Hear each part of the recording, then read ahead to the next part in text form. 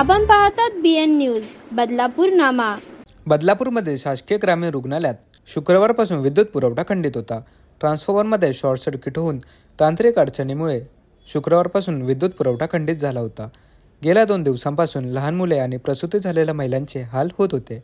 त्या समस्या प्रसारमाध्यमांनी प्रसारित केल्यानंतर महावितरण प्रशासन खडबडून जागे झालं आणि तातडीने महावितरणाने आधीच्या ट्रान्सफॉर्मरच्या जागी नवीन ट्रान्सफॉर्मर बसवून दिले। त्यामुळे बदलापूर शहरातील शासकीय ग्रामीण रुग्णालयात उपचार घेणाऱ्या रुग्णांनी प्रसारमाध्यमांचे आभार मानले। खरं तर मी आपल्या माध्यमातून काल जेव्हा ही बातमी पाहिली आणि मला याच्याबद्दल कळलं तेव्हा खरंच एक संतापजनक वातावरण हे सर्वच माझ्या आणि माझ्या सहकाऱ्यांच्या मनात होतं। कारण की माहिती घेतल्यानंतर असं कळलं की 2 दिवसापासून त्या ठिकाणी लाईट आलेली नाही आणि जी लहान लेकरं आहेत ज्यांची आत्ताच प्रसूती झाल्या अशा महिला तर त्यांनासुद्धा त्या ठिकाणी काहीच व्यवस्था मिळत नव्हती आणि म्हणून आज सकाळी तातडीने त्या ठिकाणी 6 पंखे आणि 6 ट्यूबलाईट चालतील अशा प्रकारचा इन्व्हर्टर पाठवण्याची व्यवस्था ही माझ्याकडनं मी ताबडतोब त्या ठिकाणी केली।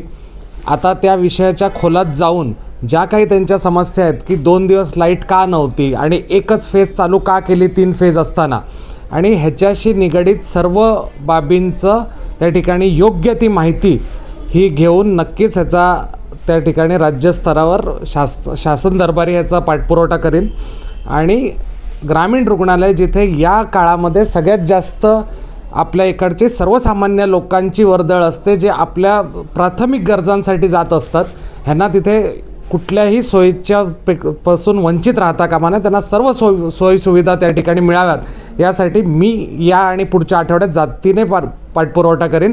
तात्पुरता आपण त्या ठिकाणी इन्व्हर्टरची व्यवस्था केलेली आहे। अजून लगेच तातडीने काही लागणाऱ्या ज्या काही गोष्टी आहेत त्या मी त्यांच्याकडे मागितलेल्या आहेत त्याच्यासुद्धा स्वतःच्या स्वखर्चाने आम्ही त्या ठिकाणी व्यवस्था करू आणि ज्या गोष्टी वेळ लागणार आहेत पण शासन दरबारी प्रलंबित आहेत ते पाठपुरावा करून नक्की त्याच्यासुद्धा आम्ही मार्ग काढू। बघा मी सिनियर सिटीजन आहे। मी इथे 11 वाजून 5 मिनिटांनी केस पेपर काढला आणि आता इथे लाईनमध्ये बसलो आहे। खूप लाईन आहे त्याच्यामुळे किती वेळ लागेल हे सांगू शकत नाही आणि सिनियर सिटीजन असल्यामुळे कंटिन्यू बसणं पण योग्य होत नाही आहे। तरी पण माझी एक रिक्वेस्ट आहे, विनंती आहे आपणा सगळ्यांना की एखादा आणखी एक डॉक्टर तिथे जर अपॉइंट केला तर ही लाईन भराभर लवकर संपुष्टात येईल एवढंच माझं सांगणं आहे, बाकी काय नाही। कारण का लोक येतात जेवढं लांबून, काल संडे असल्यामुळे OPD बंद होता आणि आज सोमवार असल्यामुळे गर्दी जास्त वाढलेली आहे। तरीसुद्धा आपण जरा या गोष्टीचा विचार करून जर ही गर्दी जर लवकरात लवकर कमी करायची असेल तर अजून एक डॉक्टर ठेवा आणि 2-2 पेशंटला आतमध्ये द्या एवढंच बोलतो मी। माझं नाव मनोहर हरी मोहिते। माझं नाव श्यामसुंदर नारायण पाटील। मी बदलापूरला राहतो पण मी हे ग्रामीण बदलापूरमध्ये आलं पण शौचालय बघितला तर एकदम घाणेरडं आहे, असं वाटतं तिकडे परत एंट्री मारू नये।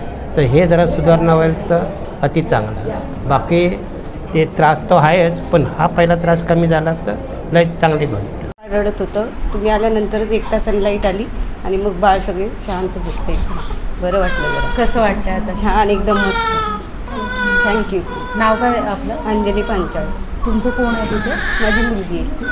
बाळाला कावीळ झाली आहे त्याच्यामुळे मशीनमध्ये ठेवायचं होतं तर लाईट नसल्यामुळे ठेवता नाही आलं, तर आज लाईट आली परत आम्ही परत बाळाला आता मशीनमध्ये ठेवतो।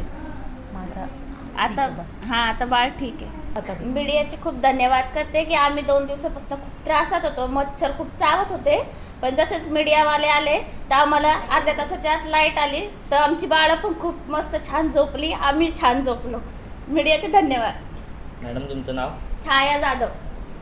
अशाच प्रकारचे नवनवीन व्हिडिओ आणि बातम्या पाहण्यासाठी चॅनलला लाईक, शेअर आणि सबस्क्राईब करायला विसरू नका।